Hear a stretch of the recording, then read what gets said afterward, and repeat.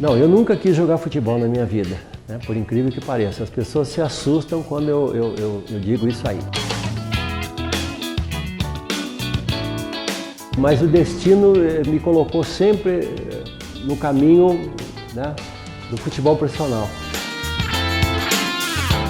Eu me tornei um ídolo mais em função dessa própria condição, né, de eu estar usando uma camisa diferente, de eu ter um cabelo comprido. Então foi mais pro lado pop assim mesmo da coisa.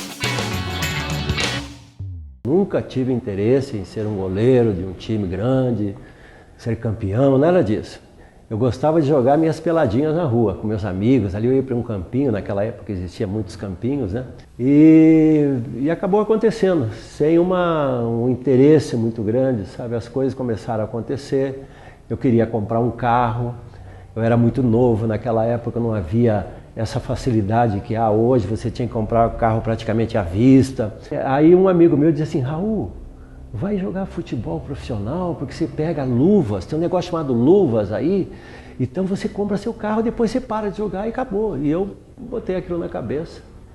E aí me direcionei mais para o futebol profissional, jogava no juvenil, no juvenil do Atlético Paranaense, lá em Curitiba. Mas só que esse carro eu não conseguia comprar, eu ganhava muito pouco e não conseguia comprar. E eu fui para São Paulo e acabei aqui em Minas Gerais, nos anos 60, 66 para ser preciso. E aí fiquei aqui durante 13 anos. Então no meu primeiro ano eu consegui comprar o carro aqui, mas aí já era tarde para voltar. Eu já estava aí com 20 e poucos anos, e eu falei, bom, agora voltar é burrice, então eu vou encarar isso como uma profissão qualquer, como se fosse um gerente de banco, um eletricista, um pintor, um jornalista. Porque quando eu cheguei aqui, eu achava que eu era o terceiro reserva. E aí teve o primeiro jogo do campeonato de 66, de 1966, aqui em Belo Horizonte. Eu, claro, não estava relacionado nem para o banco. E eu resolvi ir ao cinema, à tarde, né? Chamasse matinê, vou ao matinê. E eu estou subindo assim aqui a Augusto de Lima ali para ir no cinema, e para um carro do meu lado, que era o quarto zagueiro nosso, o Cláudio, e disse assim: olha, o seu Ayrton, que era o nosso treinador, tá te chamando porque os dois goleiros passaram mal lá e você vai ter que ficar no banco de reserva lá, porque vai jogar o Nego, que era um outro goleiro. Aí eu disse para ele assim: não vou não, ficar na reserva não vou não. Então eu já estou aqui há tanto tempo, nunca tive oportunidade. Aí ele falou: não, você vai lá e conversa com ele, né? Aí eu vim aqui para o Mineirão, entrei no vestiário e ele disse assim: olha, troque de roupa que você vai ficar no banco, os dois goleiros estão passando mal, não sei o quê. E aí eu disse para ele assim: seu Ayrton, o negócio é o seguinte, é um bom momento se eu ver se eu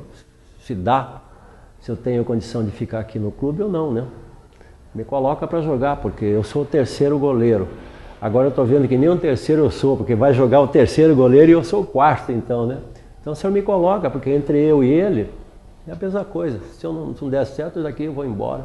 E eu fui pôr a camisa do goleiro, que era o titular do time, que ele usava a camisa já havia uns 4 anos, porque ela ia, lavava, voltava, lavava, e ela não entrou em mim, porque ele era pequeno, eu era muito maior que ele. E aí vinha um jogador, o lateral esquerdo, chamado Neco, com um moletom amarelo, aí eu peguei emprestado dele. E peguei uma tira de esparadrapo, fiz o número 1 atrás, colei, pus o número 1 atrás e entrei com essa camisa amarela. E eu tinha um cabelo grande, comprido, né, como todos os meninos na época, né, seguindo a moda, né. Então foi uma atração, porque quando termina o jogo, foi 0-0 o jogo. Aliás, teve um pênalti também contra nós aos 10 minutos do primeiro tempo, o camarada chutou para fora. E aí terminou o jogo, eu já vi a imprensa toda se acumulando aqui pro lado do gol, e eu não tinha feito um grande jogo, foi uma bola, 2 só. Nós tínhamos um time com jogadores importantes, o Tostão, que foi tricampeão do mundo aí, né, tinha o Piazza, o Diceu Lopes, enfim, um timaço. E eles correram para cima de mim e falei: olha, eu fiz alguma coisa boa. Mas era a camisa amarela que foi a grande atração. O Flamengo não, o Flamengo já... Eu era mais velho, cheguei lá com 32 anos e veio novamente Libertadores, veio novamente uma decisão mundial, que eu tinha jogado aqui no Cruzeiro, uma decisão mundial, sou vice-campeão do mundo pelo Cruzeiro, né, um jogo contra o Bayern de Munique em 1976. Todas as competições vieram de novo, os campeonatos do Brasil, a Libertadores da América e o próprio título mundial. Tanto é que eu estava em Tóquio ao meio-dia do dia 12 ou 13, aqui lá era 12, 13 e tal, e eu entrei em campo, o juiz apitou, eu olhei e falei assim, meu Deus, é a segunda chance que eu tenho e com certeza absoluta vai ser a última de ser campeão do mundo. Eu não vou deixar isso escapar. Então eu fiz meu papel, não tomei nenhum gol, né? Eu podia ter empatado o jogo se não fizesse, mas eu olhava para frente, via o Zico, via o Nunes, o Adílio, o Andrade, o Tita, falei, eles vão fazer um gol e eu não vou tomar nenhum e nós vamos ganhar esse título mundial. Então foi isso que aconteceu, uma coisa bacana e que serviu para mim mesmo, né? Falei, ó, foi comprovado que tudo que eu fiz lá não foi por acaso, foi por preparação, por dom, né? O goleiro você não fabrica, você nasce goleiro, você aperfeiçoa com treinamento e tal. Quem não é goleiro pode até jogar no gol, mas ele não vai ter vida longa. Primeira vez que eu joguei no Maracanã foi pelo Cruzeiro. Ele é um lugar especialíssimo, né? E ele é o único lugar no mundo, pelo menos dos estádios que eu joguei, que quando você coloca o corpo para fora daquele túnel, o estádio explode.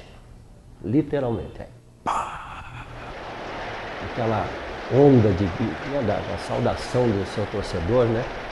É claro que você tem que ter uma torcida daquele tamanho, né? O Flamengo é do tamanho do Maracanã. O Maracanã é realmente fantástico, né? E as pessoas que não jogaram lá, coitados, né? Que pena. Nós fazíamos a nossa concentração lá em São Conrado, né? E nós saímos da concentração e já vinham os carros com bandeira tudo do lado acompanhando a gente, né? Pessoal a pé.